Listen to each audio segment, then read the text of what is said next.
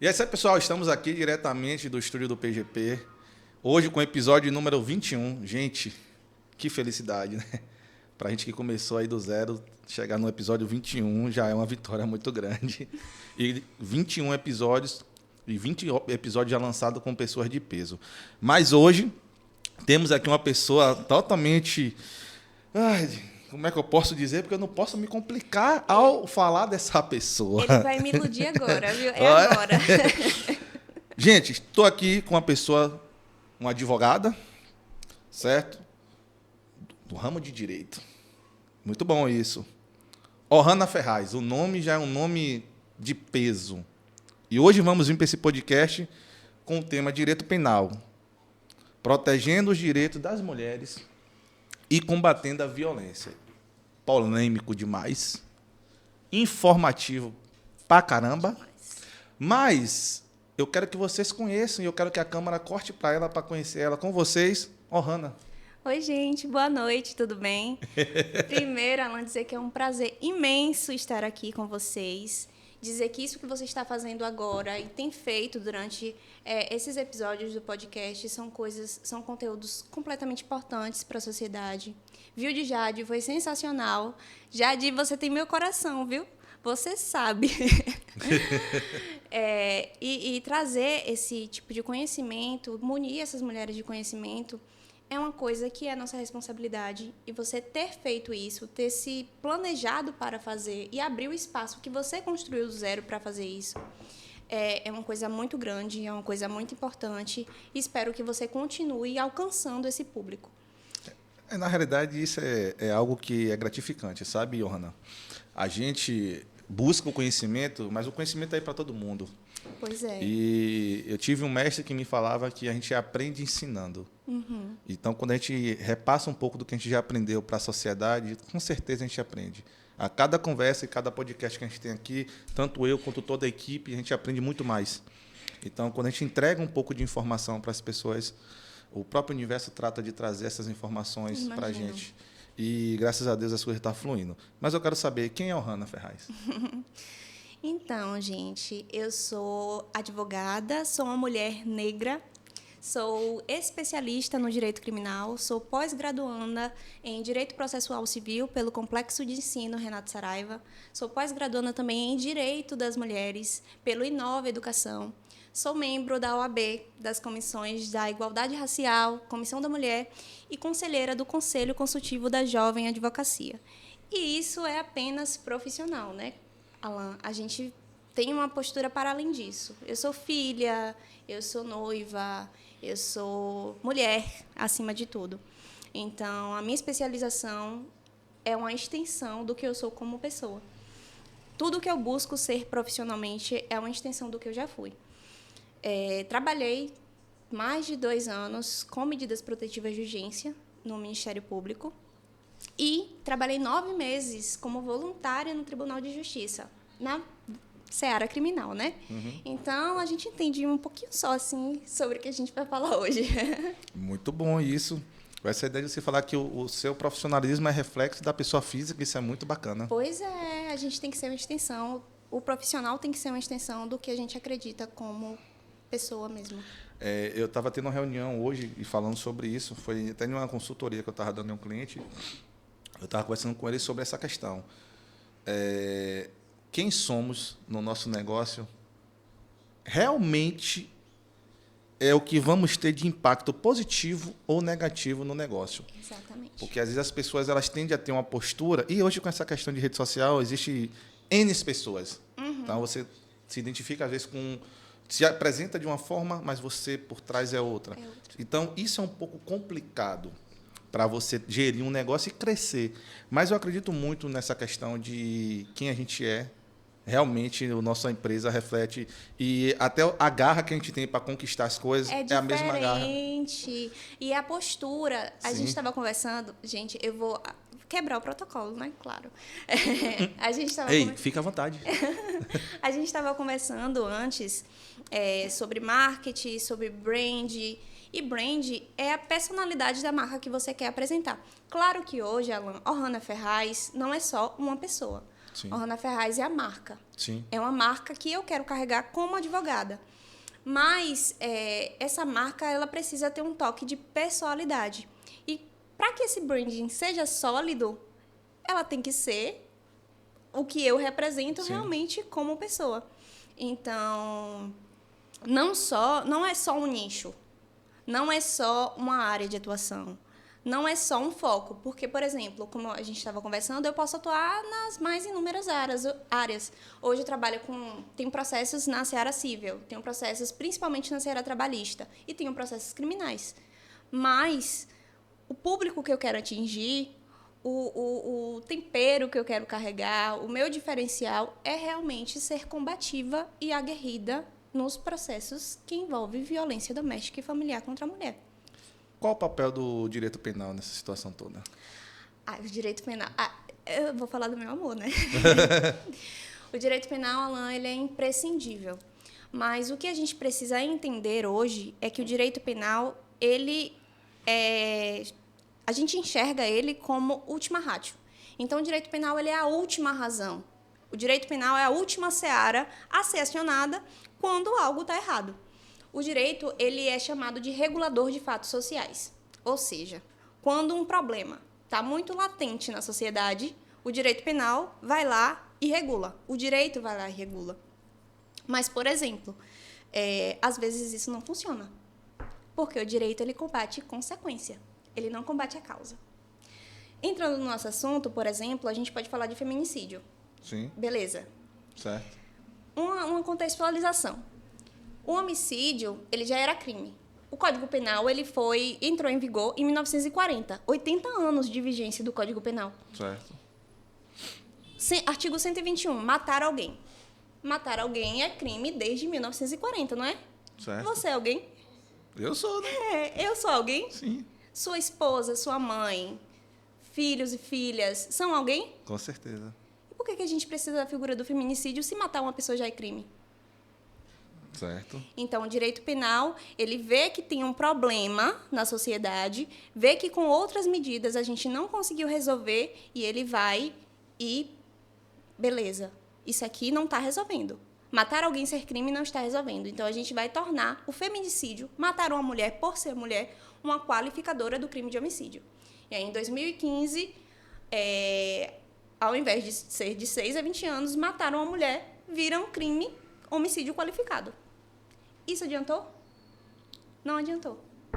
E aí, agora, no dia 10 de outubro, o feminicídio vira crime autônomo. A pena foi aumentada de 20 a 40 anos de reclusão.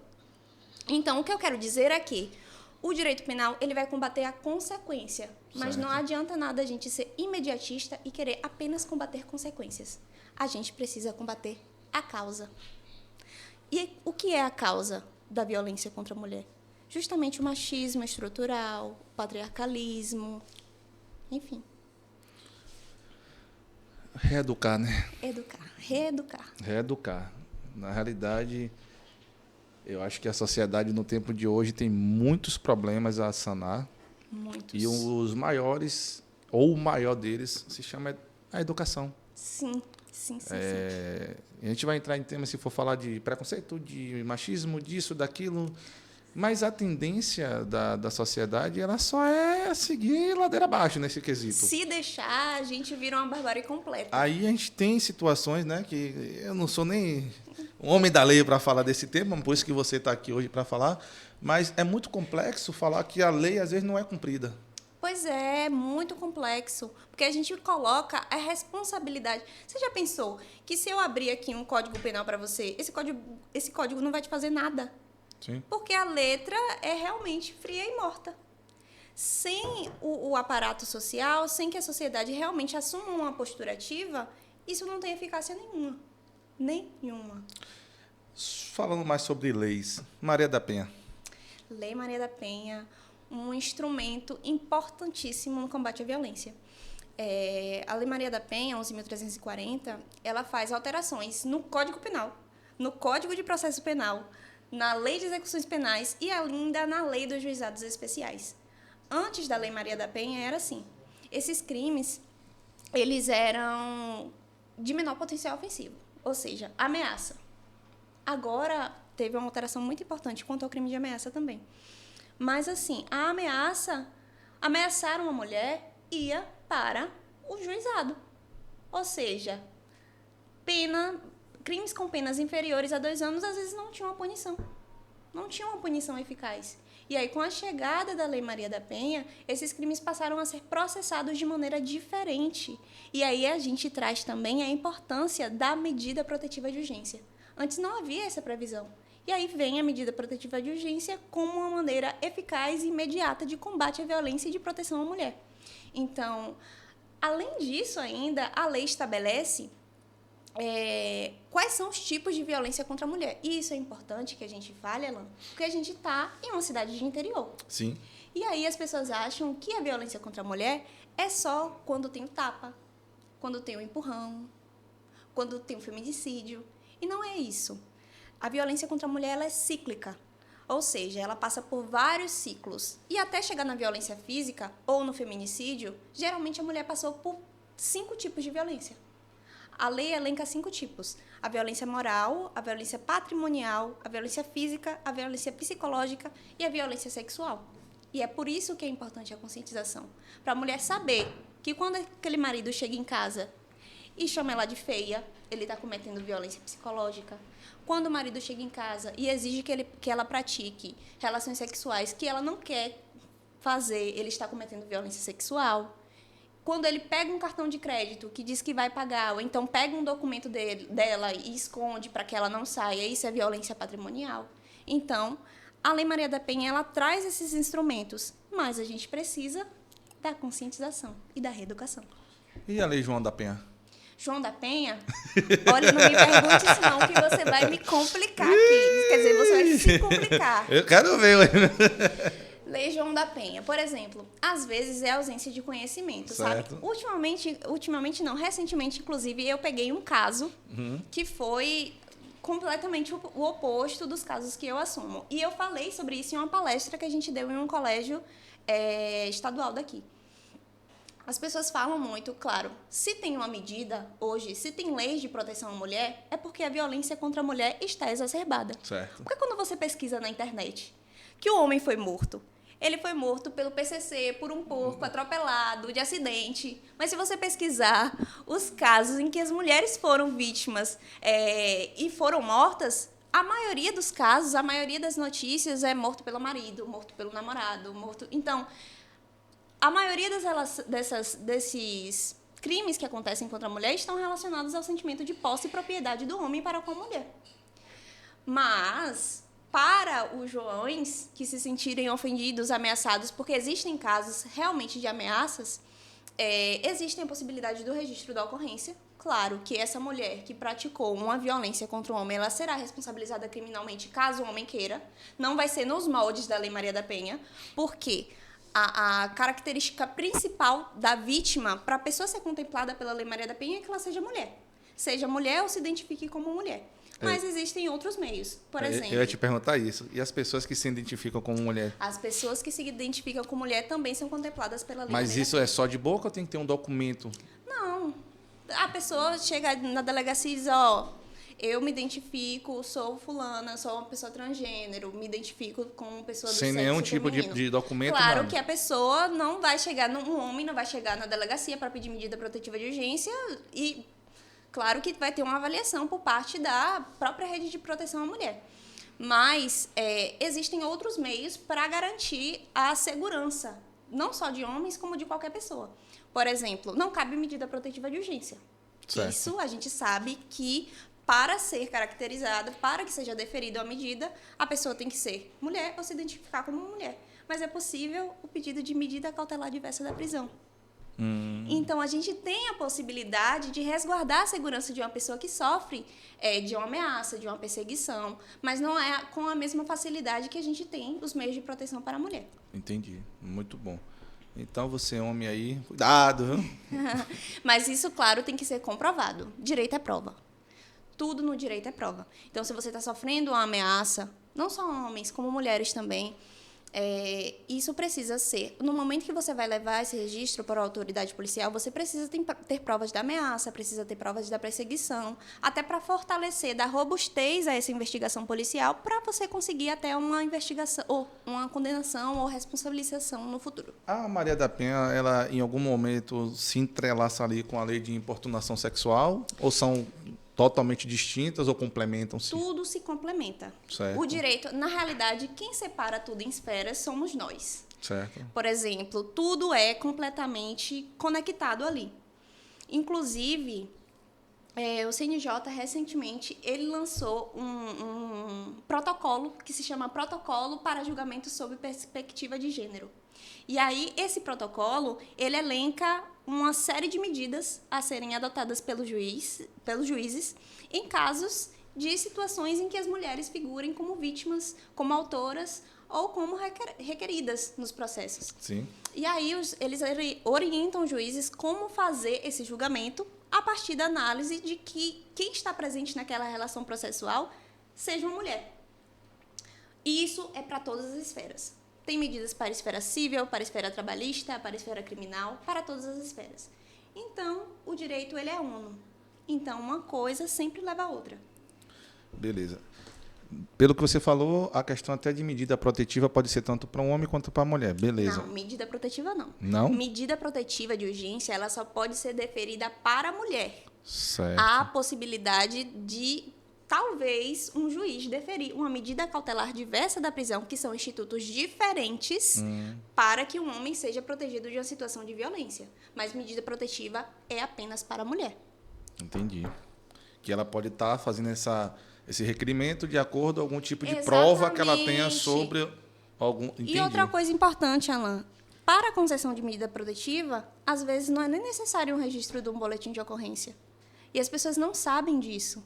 Basta realmente uma petição simples aí para o juiz, e aí o juiz vai analisar se é caso de deferimento ou indeferimento dessas medidas. Entendi. Rapaz, recentemente, foi até essa semana, se eu não me engano, tem um tema bastante polêmico que aconteceu referente à violência obstétrica. Eu acho, né? E os números que a gente deu uma pesquisada são muito grandes. Alarmantes.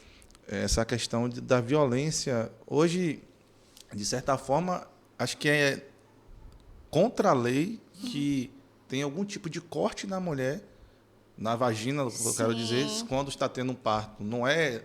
Teria que ser cesárea, no caso, se não foi ali, não dilatou o suficiente. E a gente vive hoje...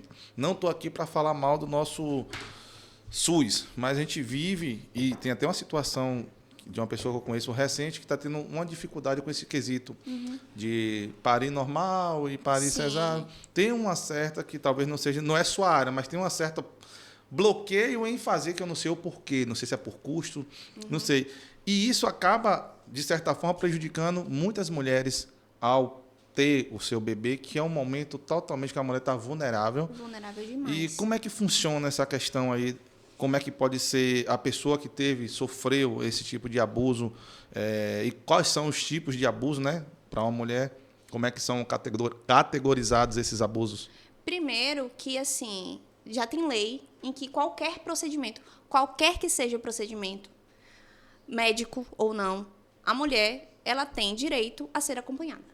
Sim. Então, ela tem direito a um acompanhante. Ela não precisa ir em uma ginecologista sozinha, ela não precisa ir para a sala de um parto sozinha, ela não precisa fazer exames ginecológicos sozinha. Ela pode levar o seu acompanhante. E isso é justamente para garantir a segurança dessa mulher. Sim. E não é só o corte do períneo, que é o que acontece na violência obstétrica. Até manobras que fazem com que empurrem a criança para facilitar, para induzir o nascimento. Tem até medicação, né? Tem medicação, que eles induzem o parto. Isso também é violência. Então, a recomendação é realmente que parta-se para uma cesárea quando essa mulher não tiver condições, que se a vida dessa mulher for colocada em risco pelo parto normal. Isso adentra em uma coisa muito, muito, muito específica, porque são vários os tipos de violência que podem sofrer, né? Mas tanto o hospital, quanto o Estado, quanto o médico, eles podem ser responsabilizados. E, na realidade, isso cabe até uma indenização civil. Eu vou até também complementar aqui, que eu citei sobre o SUS, do exemplo que eu tinha aqui, mas também em áreas, em clínicas e hospitais particulares também pode estar acontecendo, sim, tá? Sim. Estou falando muito mais sobre a questão do exemplo. Porque Do às vezes exemplo. a pessoa fala, tá falando porque é do SUS, então no particular não tem? Não. Estamos falando de Alan, conduta, né? De conduta mesmo. Mas, assim, o Estado ele tem o seu percentual de responsabilidade. Sim. E o Estado ele tem que se manter ativo. Ele tem que se manter ativo e tem que se manter vigilante. Então, caso o Estado ele se omita nessa questão do SUS, caso o Estado, através da gente, porque quando o médico está ali no SUS, ele não é um médico particular, ele é Estado. Então, quando o médico está ali assumindo sua função de Estado, prestando serviço, o Estado ele também deve ser responsabilizado. Então, além da seara criminal, ainda há a possibilidade de uma indenização na seara civil, porque o Estado foi omisso, teve uma conduta a gente entra em um tema um saúde. pouco complicado e até sensível, porque Demais. assim, a situação dessa mãe que perdeu a criança aí, que deu nos jornais, passou em vários blogs aí essa semana. Triste. Não tem dinheiro no mundo que ela seja reembolsada que pague a vida do filho dela. Realmente. Ou da filha. E às vezes, na situação, acho que foi o pescoço que torou por uma manobra que foi feita. Errado. Gente. Cara, isso para quem é pai, mãe, sabe a dor que é. E, tipo, eu mesmo, quando minha esposa teve os gêmeos, eu fiz questão de acompanhar. É importante, muito importante, gente. Né? Não fiquem com vergonha, não se acanhem. Não achem eu vou te dizer uma coisa, a cena não é bonita também não, viu? Mas eu tava lá, e é tanto que eu fiz até uma aposta com a médica, a doutora Ana. Meu dinheiro, viu? Meu Pix. Se não é bonito pra você, imagine pra sua mulher como tipo, foi. pessoal, você vai desmaiar lá. Eu digo, não vou não. É a vida dos meus filhos que estão em jogo, eu vou ficar acordado. Ai, gente, eu acho que o meu sonho é ser pai. O meu sonho é ser pai. Olha, porque mãe é mais difícil. Você tá muito ativista. Enfim, mas não é fácil não. Eu costumo, já falei até aqui no podcast, a gente acaba tendo noção do tanto que nossa mãe é guerreira, aprendendo até a amar mais nossa mãe e as mulheres depois que você vira pai. Exatamente. Porque você vê, claro, o pai que acompanha, né? Que tem uns pais aí que só Jesus. Mas a gente vai acompanhando e vendo que cada passo ali, realmente as crianças só vingam mais por causa da mãe. E tem algumas culturas e religiões que falam que realmente o marido é o provedor. Cara, a gente vai ser provedor de muitas coisas, não só financeira. Justamente. É o provedor de tu tá linda quando a mulher tiver toda misericórdia. Sabe? E o cara que vai chegar ali e vai ver que a mulher tá com dor e vai segurar a barriga. O cara que sabe que a mulher gosta de comer tal coisa e não tem como fazer, o cara vai lá e faz, limpar ali. E coisa normal. E, tipo, são condutas que são normais. Coisas exatamente. do emprego dela, do trabalho dela, para as mulheres que são empreendedoras, o cara ali fazer aquela papelada, ajeitar. Coisas de trabalho de quem é CLT. E simples, são coisas simples. E são coisas que mudam, cara. Às vezes uma flor, não digo um buquê, que o buquê de flor, pelo amor de Deus, também tá ficando cada dia mais caro. Você que mexe com floricultura, o que é que está acontecendo? Mas a pessoa só ganha no dia dos namorados e no dia das mães, e você ainda quer que ela faça R$5 um buquê de flores? Você só ganha isso nessa data, minha senhora? Não, que senão porque ia reclamar. Na minha relação aqui, o negócio é diferente. É uma sexta-feirazinha diferente, é uma segunda na contramão de todo mundo. Eu tô falando então porque... Então vai, fecha uma parceria com a dona da floricultura. Eu comecei comprando uns buquês com 12, 20. Claro, eu já tô levando né? 2, 3. Daqui a pouco é um, aí do jeito que tá indo, eu vou mandar um emoji de flor, pô. E não vai ter o mesmo significado, claro, porque você tem que me surpreender. Tudo depende da conexão. Lei que garante o direito e oportunidade iguais para a mulher. Isso é uma situação que a gente ainda tem muito que bater na tecla. Porque é a mesma coisa de partir do pressuposto de que a letra fina e morta da lei ela não resolve nada. Certo. O que resolve é a conduta da gente. E aí, Alan, a gente vê essa realidade, por exemplo, a minha realidade. Eu sou advogada, eu sou uma mulher negra e sou uma mulher negra jovem. E às vezes, por mais qualificada que eu seja, a pessoa não me enxerga como uma advogada tão qual enxergaria um homem branco. Certo. E isso é bastante complicado. Então, até que a gente mude a nossa visão realmente social sobre o papel dessas mulheres, sobre realmente ali incentivar para que as mulheres ocupem lugares de poder. Por exemplo... O racismo ainda existe nessa questão criminal? Com certeza, o racismo existe em cada passo que a gente dá na vida. Em cada passo que a gente dá na vida. Alan... Só foi para ouvir tua versão. Eu tô aqui tudo a mesma ideia. Você tá vendo só? Alan, eu fui para um encontro, uma roda de conversa, que a OAB ela promove muitos eventos para integrar realmente a comunidade ao sistema. E aí eu estava dizendo, gente, eu não sabia se eu realmente seria uma advogada. Quando eu estava cursando direito, eu não sabia se realmente eu conseguiria chegar em algum lugar. Para mim, eu estudei como se para chegar. Sim. Mas eu não me via. Eu não via professores negros, não via professoras mulheres negras. E aí, quando eu cheguei no meu TCC, eu fiz o meu TCC sobre a Lei 14.532, que equiparou a injúria ao racismo. E aí, quando eu cheguei no meu TCC, que eu fui fazer uma pesquisa dos 5 tribunais superiores. A gente tem o STF, o STJ e tem vários outros tribunais especiais. Tribunal Superior, Tribunal do Trabalho e etc. De todas aquelas pessoas que ocupam cargos de poder, só tinha uma mulher negra.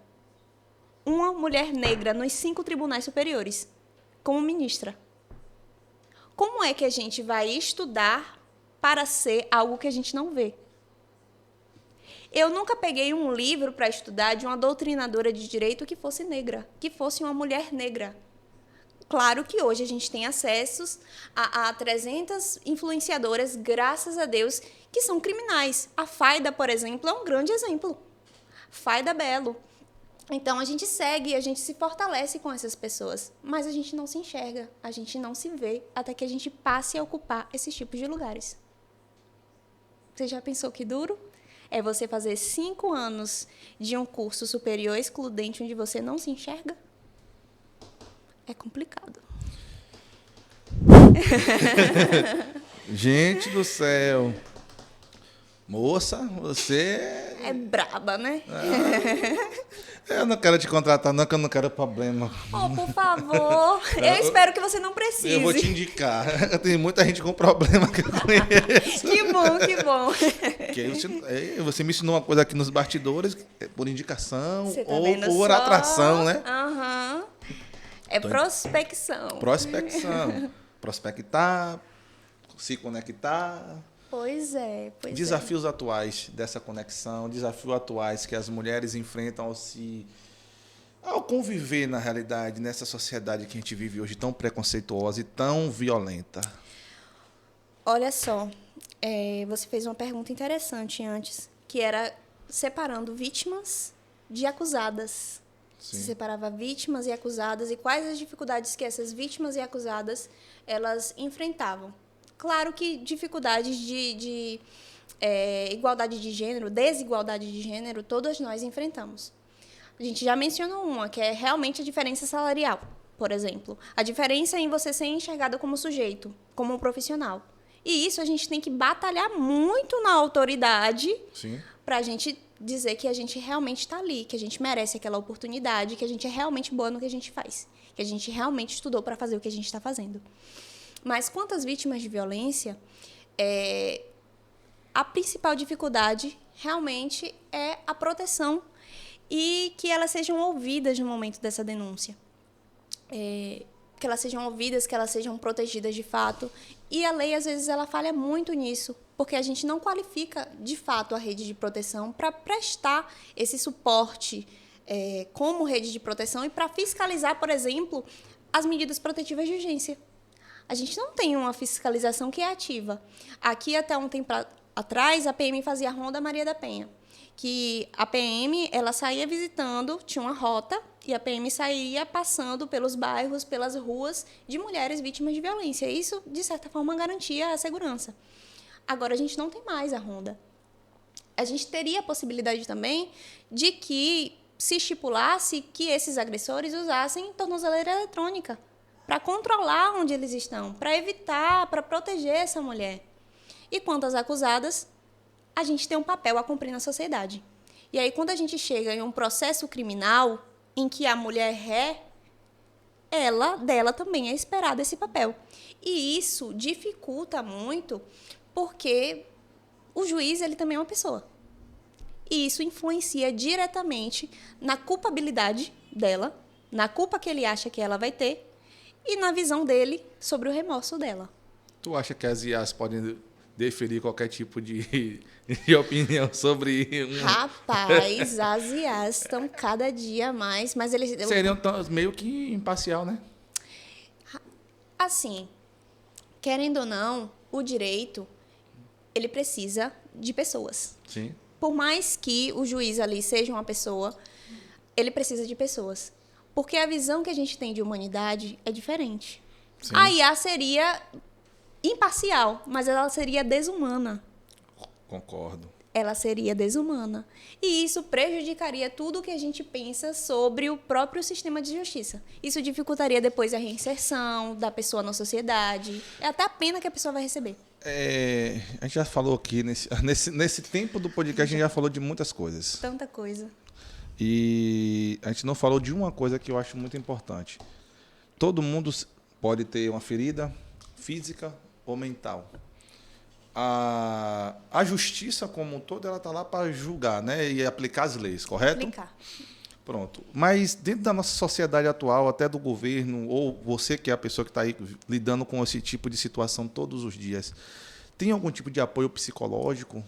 Assim, o direito, ele sofre vários tipos de lacunas justamente por não ter essa previsão. Mas qual é a ideia? Porque o direito, ele não pode resolver tudo sozinho. A gente precisa de um apoio do Poder Executivo e do Poder Legislativo. Então, para suprir essa lacuna de vulnerabilidade, essa lacuna psicológica, a gente conta com as políticas públicas.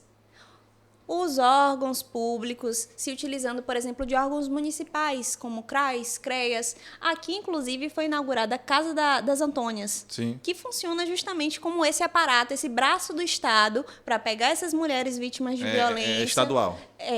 Não, a Casa das Antônias é municipal.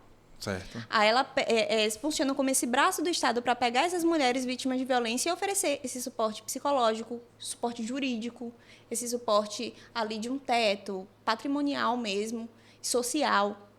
Então, é muito importante que a gente não espere apenas do judiciário ou do legislativo e que o executivo ele realmente cumpra o papel dele, Sim, né? sim. É porque estamos falando de uma situação, não da onde a mulher foi a vítima, foi a causadora. A causadora. Ela é a vítima. A vítima. E ela precisa desse apoio, porque imagine uma mulher que foi abusada, teve algum tipo de importunação sexual, ou foi abusada até pelo parceiro. Pelo parceiro. Tem que conviver. E na realidade, tem que ver outro homem na rua. Uhum. Porque eu falo, não, que se a lei for cumprida direitinho, esse cara vai estar preso e na cadeia, pelos históricos e pelas pesquisas no YouTube, tá? Para não comprometer ninguém. Pelas pesquisas no YouTube foi ótimo. Tem que saber o que vai falar, para não ser cancelado. Ele lá vai tomar o dele de um jeito ou de outro. E a mulher? Pois é.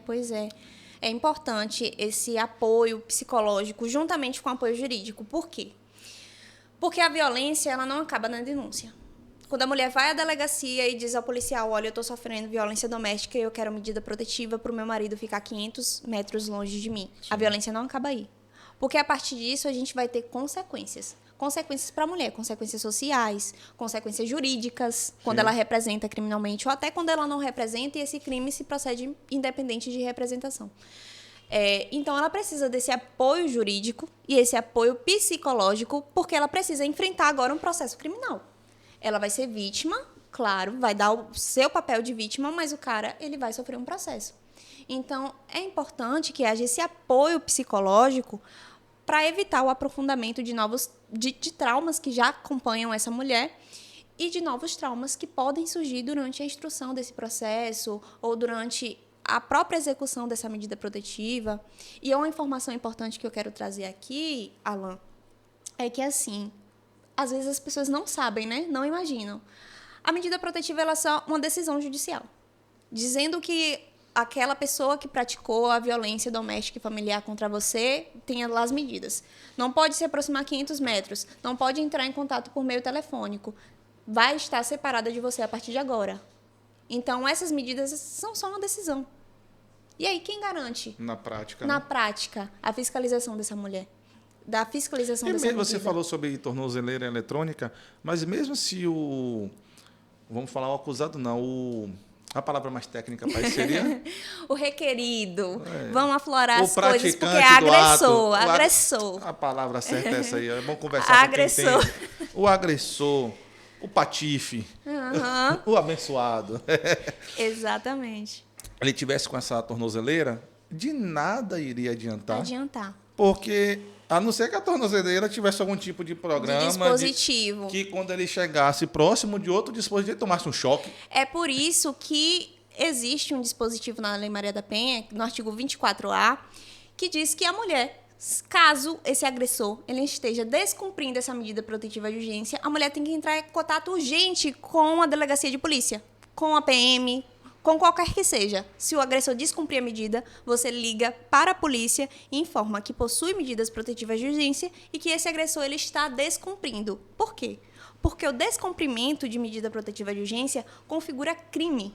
Certo. E aí essa pessoa é presa em flagrante e sem possibilidade de fiança. E qual a pena? Para isso, eu acho que tem, não sei de precisar a pena mesmo, do artigo 24A. Mas tem uma pena específica e ele não pode ser liberado mediante fiança. Então, é importante porque é uma medida mais urgente para proteger essa mulher. E caso ela não tenha condições de ligar para a polícia na hora, ela tem que ir à delegacia e informar, levar a decisão da medida protetiva e informar. Olha, sofri uma nova violência, possuo medidas protetivas de urgência e aqui eu quero providências, porque ele continua Eu descumprindo. tenho uma dúvida. A pessoa foi presa mediante a medida, né? A mulher chegou e denunciou que ela tinha uma medida e o cara descumpriu. E ele cumpriu a pena dele e foi solto. A medida ainda continua ou teria que solicitar uma nova medida ou a ideia de que ele já está regenerado mediante por ter pago a pena? Não. A medida protetiva, ela tem prazo de validade. Certo. Geralmente, pelas medidas que eu tenho pegado, tem uma validade de 12 meses. Então, para que essa medida ainda esteja ativa, ela vai estar ativa durante 12 meses. Caso a pessoa, o agressor, ele não comprove que realmente não tem nada a ver, que ele não praticou medida nenhuma. E aí ela tem esse prazo de 12 meses. Findou esses 12 meses, a mulher tem que fazer pedido de renovação, para renovar e para essa medida continuar válida. Se ele cumpriu a pena dele, saiu e ainda está nesse período, a medida continua válida. Se não, e caso tenha alguma reincidência, pode Caso solicitar tenha uma alguma nova. reincidência, ela pode... Não só, às vezes, não é necessário fato novo. Ela pode se continuar estando com medo dele pelas condutas que ele teve no passado e pedir a renovação. E aí vai caber ao juiz deferir ou indeferir a renovação dessas medidas. Essa medida dá a ela algum tipo de arma? Uma pistola? Ainda não. Ainda não. Só a decisão para que ela se resguarde, para caso ele venha cometer novos crimes contra a mulher, para que ele seja preso. Eu tenho outra flagrante. dúvida. Apesar que ninguém tem o direito de tentar tirar a vida de ninguém. Mas em uma situação onde a mulher já está com a medida protetiva, já tem uma queixa registrada na delegacia, e o agressor ele foi até de contra a vida dela, e vamos supor que ela deu uma facada na pessoa. Legítima defesa. Nada consta? Legítima defesa. A legítima defesa é uma excludente de culpabilidade. Ela vai responder, mas ela vai alegar a legítima defesa. Ela poderia fazer o quê? Claro que existem casos e casos para a legítima defesa. Você que está em casa, pelo amor do Padim Padiciço. Não quer dizer, se você for assaltado por exemplo, chegar aqui sem nada e dizer, olha, me dá o seu celular, você dá 30 tiros de 12 na cabeça da pessoa, é legítima defesa. A legítima defesa, ela existe uma proporcionalidade. Nessa situação hipotética que você trouxe, ela seria plenamente possível. Sim, Se ela não atacasse ele, ela seria atacada. sim. Então, é plenamente possível. Teve situações até de uma cidade recente onde teve um caso de feminicídio, acho que tem uns 3 anos, foi em Castro Alves. Cara, foi um negócio feio pra caramba, eu conheci a moça. Eu imagino. Foi. São coisas muito sensíveis. É complicado e a gente às vezes não acredita. E na realidade a gente pode trazer aqui o fato da delegada, né? Da delegada. E assim, as pessoas julgaram muito a doutora Patrícia. E eu falei, inclusive, em uma entrevista com a rádio, que a violência ela é cíclica. E por mais que a gente estude sobre, por mais que a gente fale sobre, por mais que a gente se conscientize sobre, é muito difícil se enxergar dentro de um ciclo de violência. Porque realmente os agressores, eles têm um perfil, que é um perfil, isso já tem estudos que comprovam, eles têm um perfil de manipulação. Então, são 3 fases dessa violência contra a mulher. A primeira fase é uma fase de lua de mel. Eles estão bem, estão tranquilos, e aí, por um motivo mínimo, ela acha que provoca nele algum tipo de reação.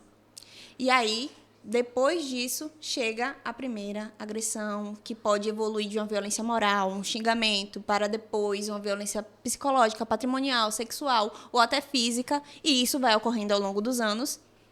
E aí, depois, ele se arrepende.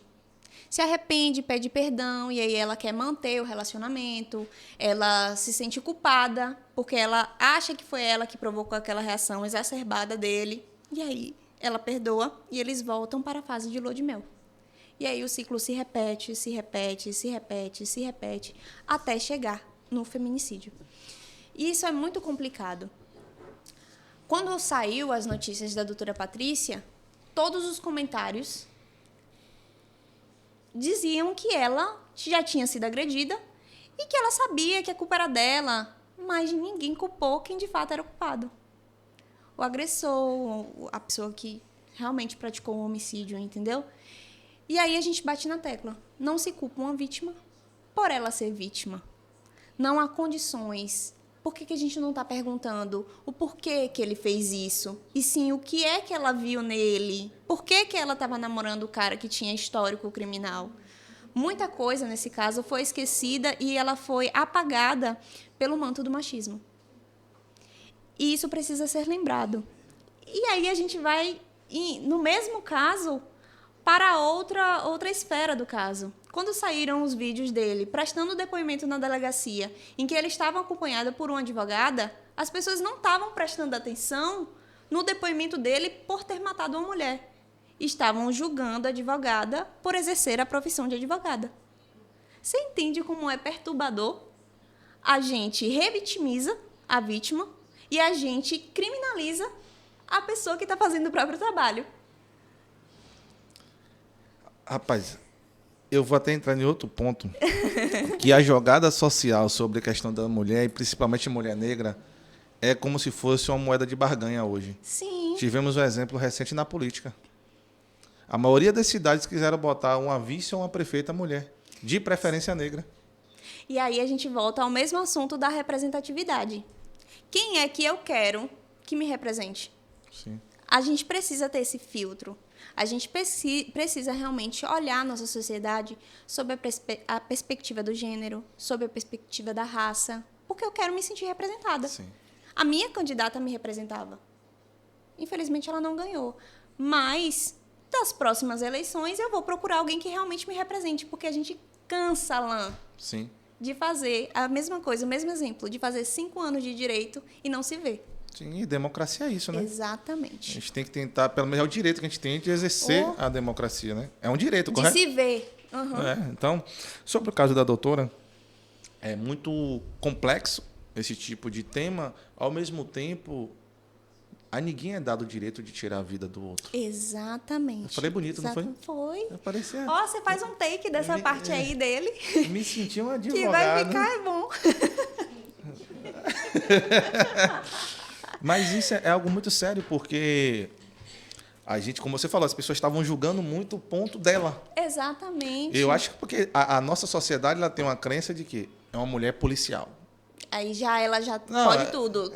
Pegada desenho animado, mulher bombada toda, que ninguém vai tocar, que vai dar um pitoque no cara, o cara vai desmontar. Exatamente. Continua sendo uma mulher sensível, cheia de traumas. E que a sociedade, eu estou falando de traumas, eu não estou afirmando, estou falando sobre o contexto geral, generalizando, com sonhos, que depositou confiança em um cara desse, e que até um homem, na situação como foi colocada, a forma que ela morreu, não sei se o homem também, do jeito que foi pego, conseguiria sair.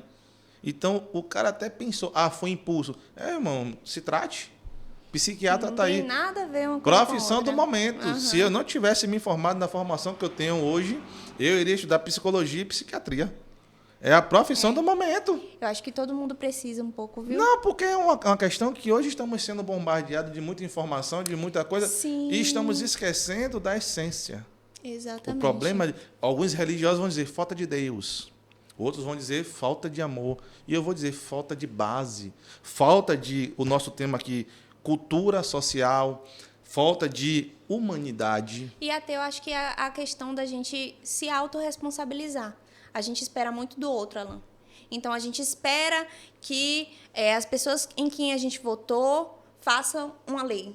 A gente espera que essa lei seja cumprida. A gente espera que a polícia faça alguma coisa. A gente espera que o juiz julgue da forma que a gente acha que é a justiça. Sim. Mas a gente não para olhar para si mesmo e dizer o que é que eu posso fazer para que isso aqui mude? O que é que eu posso fazer para que na comunidade onde eu vivo os números de mulheres que são vítimas de violência diminuam? O que é que eu posso fazer para quebrar o ciclo da violência daquela minha amiga que eu tenho na escola? Isso, às vezes, a gente não pensa, porque a gente está esperando muito do outro e esquece de olhar para si. Já saiu, estudos recentes apontam que meninas que viveram em lares abusivos, elas têm tendência a escolher um parceiro tão abusivo quanto foi o pai. Então, esse ciclo ele precisa ser quebrado. E a gente, como eu falei, a legislação, o direito penal, ele vai combater a consequência. Então, a gente precisa, quanto sociedade, trabalhar na causa do problema. E é realmente conscientização. Né? Conscientização, reeducação, meios de evitar, prevenir, porque o direito vem te dizendo, olha, isso aqui está aqui. Se você fizer, você vai ser punido. E eu te puno. Sim. Então, eu te educo e te dou uma consequência. Eu vou discordar de você. Tudo bem. Punir. Qual o critério de punir? Como a sociedade enxerga punir? Sendo que hoje temos algumas situações muito complexas. Demais. Que a pessoa entra e consegue sair. Consegue habeas corpus, que fala? Para responder em liberdade? Não. Para responder em liberdade, depende. Tem vários pedidos. Pronto, enfim, o que seja. Mas o habeas corpus é um deles. Minha leitura é pouca para essas coisas. No YouTube não deu, não bateu, não deu tempo. Mas eu só consegui gravar essa palavra. Enfim, brincadeiras à parte, a gente vê que tem pessoas que cometem crimes de vários tipos, não só contra a mulher, e nós, como cidadãos, ficamos, meu Deus, como é que a justiça está sendo feita, sendo que um cara que ajuda a financiar o tráfico, tipo aconteceu recentemente próximo aqui, que como o noticiário, né, foi exposto, foi falado, uma pessoa que movimentou milhões lavando dinheiro do tráfico, em menos de 2 meses está solto. 2 meses, 3 meses está solto aí na sociedade. Tá, é uma pessoa que movimentou. Então, ela foi um pivô de muitas famílias aí que estavam chorando porque perdeu o filho. Eu tive amigos que recentemente perderam o filho. Eu fui na minha terra um dia desse, olha que situação, tem 15 dias isso. Eu vi o rapaz, hoje ele é adulto, mas quando eu saí de lá era uma criança. Eu vi o rapaz, à noite o rapaz morreu. Só que tem uma cidade que aqui eu quero abrir um espaço social para falar. A cidade de Castro Alves hoje, te digo, durante muito tempo eu critiquei. E eu fui um crítico sobre Castro Alves. E te digo que a cidade de Castro Alves hoje está de parabéns. Isso aqui não é nenhum jabá. É um elogio dentro do contexto social que a gente quer chegar. Por quê? A gente fala muito de cobrar, a gente delega muito a função. E aí tem as esferas. A função federal, a função estadual e a municipal. E a função nossa como sociedade. Porém, como é que um filho seu vai crescer sendo que o Estado não disponibiliza para ele a informação de que ele tem que cobrar? Nós, nordestinos, por padrão, mediante outros estados do país, estamos tirados como burro. Literalmente o burro mesmo. As pessoas que são manipuladas. Nós somos, acredito que o Estado não, a região que mais tira 1000 no Enem.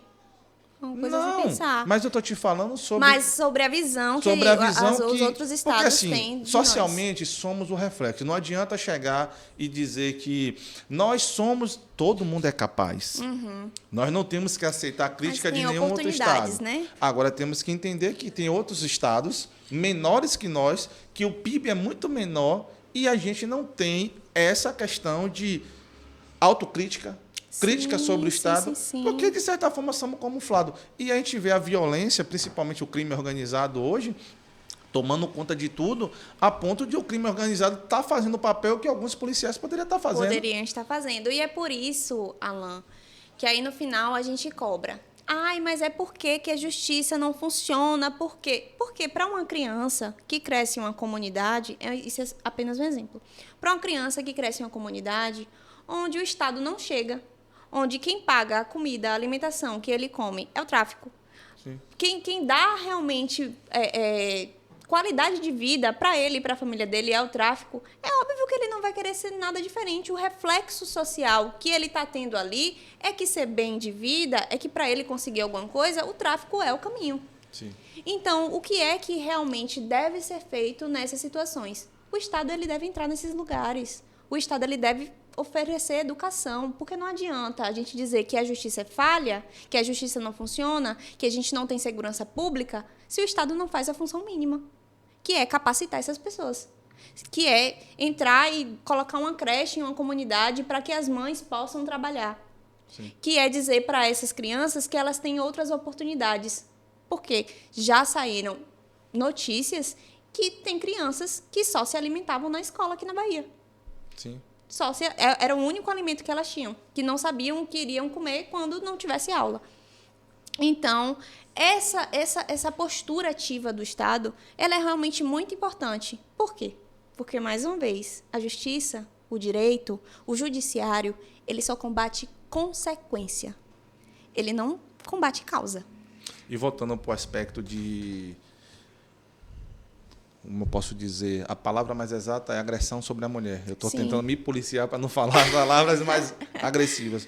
Mas existe uma situação que o reflexo dos seus filhos, o futuro dos seus filhos vai ser traçado de acordo com o que ele tem de exemplo dentro de casa. Exatamente. E eu tinha uma visão, eu já até fiz um comentário até polêmico com uma certa feita, onde eu falava, se a sociedade toda que está aqui hoje viva, morrer e reencarnar, talvez volte. Mas como é que vai reencarnar? Do mesmo jeito.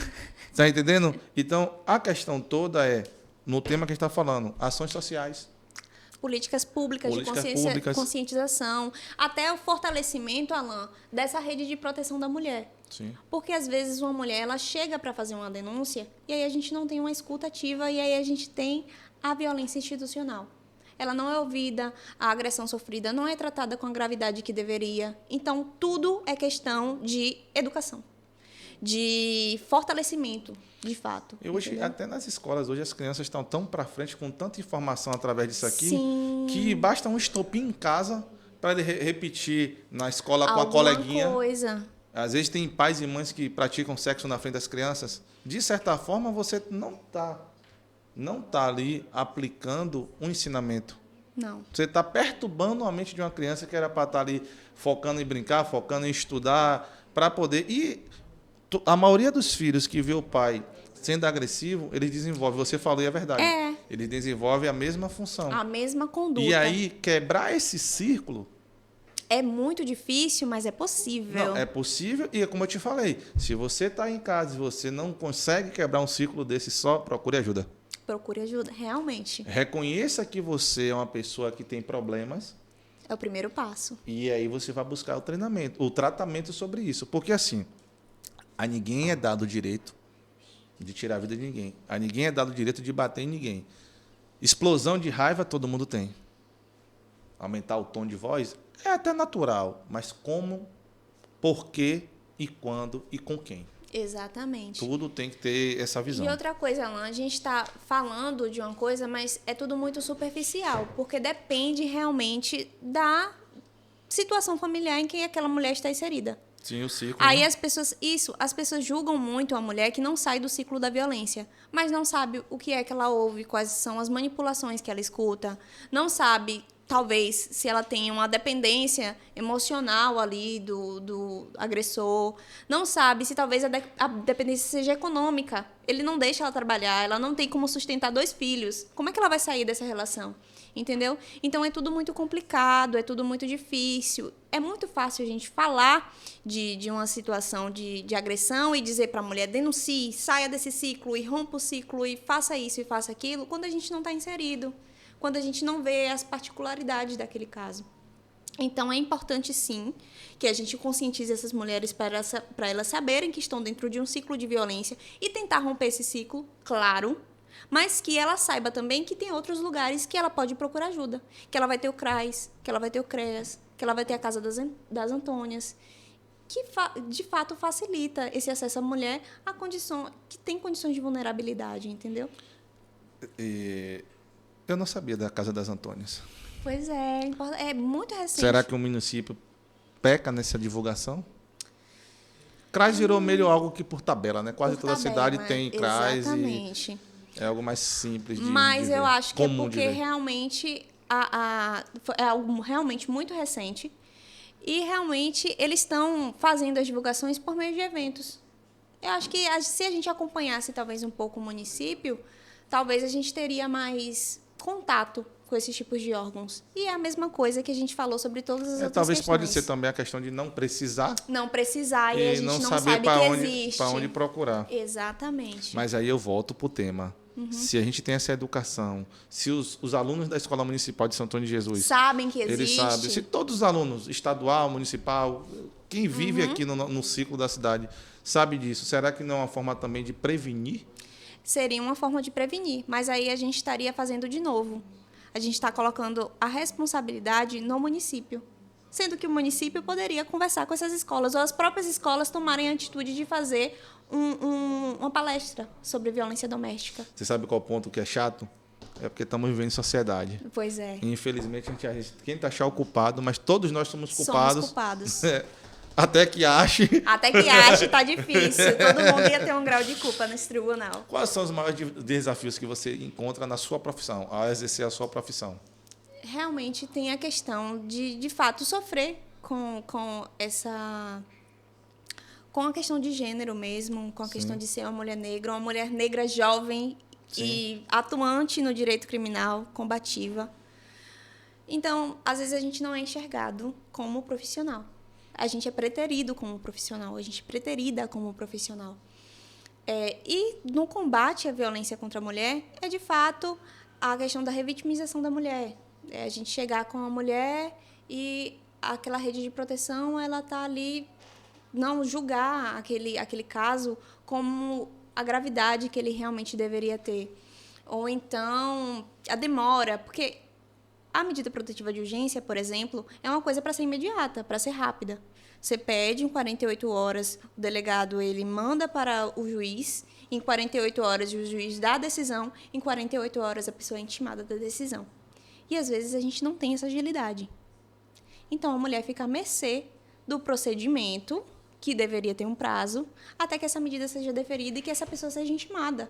Porque a medida protetiva ela só está válida quando o agressor é intimado. Então, essa é a maior dificuldade. Talvez poderia-se investir em uma capacitação dessa rede de proteção. E, claro, efetivo. Efetivo resolveria a maior parte dos problemas que a gente enfrenta com o judiciário hoje. Por quê? Porque se você tem uma pessoa para fazer somente aquilo, ela vai fazer somente aquilo. E aí a gente tem, às vezes, um juiz para fazer tudo o que concerne ali ao criminal e ainda trabalhar com medida protetiva de urgência. Às vezes a gente tem um promotor para fazer crimes comuns e ainda atuar com violência doméstica. É por isso que a Lei Maria da Penha, ela determina a criação do Juizado Especial de Violência contra a Mulher. Justamente para tirar a violência contra a mulher dessas varas comuns, desses lugares comuns e que estão abarrotados de processo, nossa justiça é abarrotada, e colocar em um lugar específico para que isso seja mais rápido. Então, essa é uma grande dificuldade. A agilidade, a capacitação da escuta ativa dessa mulher e, para mim, como profissional, é realmente a questão da desigualdade de gênero, é a questão da cor e a questão de ser uma mulher jovem, atuante no direito criminal. Meus amigos, é um poço de inteligência. Ah, né? Obrigada. Minha amiga, estamos chegando ao fim. Bem que você disse que ia ser rápido, viu? É rápido, mas o rápido, tenho a certeza que você somou muito na vida de todos nós. Assim eu espero. E gostei muito de estar batendo esse papo com você. E assim, todo o encerramento, eu deixo uma abertura, você que já segue, já acompanha, não sei se você viu essa parte, para você dar um recado aqui. Essa câmera é sua, tá? Ai, que chique, eu tenho uma câmera, gente. Imagine que tá todo mundo do Brasil te vendo aí. Sua mamãe, Olha suas só. titias. É a maior apoiadora aqui do mundo, viu, gente? Que eu tenho a minha fã. A mãe dela tá ali atrás. Eu carrego ela para tudo que é lugar. Enfim, qual a mensagem que Ohana Ferraz quer deixar para todo brasileiro e principalmente brasileira negra que está te ouvindo agora? Não é fácil, mas é preciso quebrar o ciclo da violência. Isso é possível. E a justiça está a favor da mulher. Quanto a você, que é uma mulher negra no Brasil, jovem, seja exemplo. Se a gente não tem alguém para seguir, que sejamos nós o exemplo, que sejamos nós a revolução, porque eu não tive em quem me espelhar para tentar chegar onde eu quero chegar. Mas eu quero hoje ser exemplo para você. Não precisa ser na profissão, não. Mas eu quero ser exemplo para você de te dizer que você pode chegar aonde você quiser chegar. E ser perfeita e brilhante. Você precisa só um pouco de obsessão. Porque a obsessão, ela ganha do talento todas as vezes. E é isso. Obrigada, gente. Obrigada, Alan. Misericórdia. Minha amiga, sabe as palavras.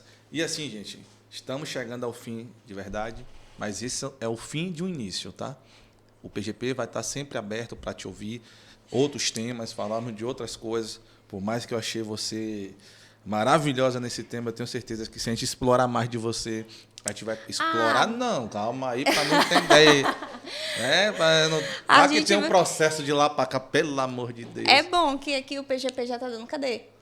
As publicidades. Gente, façam publicidades, porque eu pego e consigo arrancar uns honorários bons aqui, viu? Eu já estou almejando, é pensando no futuro. Já vamos fazer parceria aí, ó. Quem sabe eu vendo seu serviço de advocacia. Você já pensou, a OAB me pega. Enfim, brincadeiras à parte, estamos chegando ao nosso fim, ao fim do episódio número 21. E você, como ela falou, que ainda não é patrocinador, estamos com nossa vitrine, estamos fechando o mês de novembro, tá?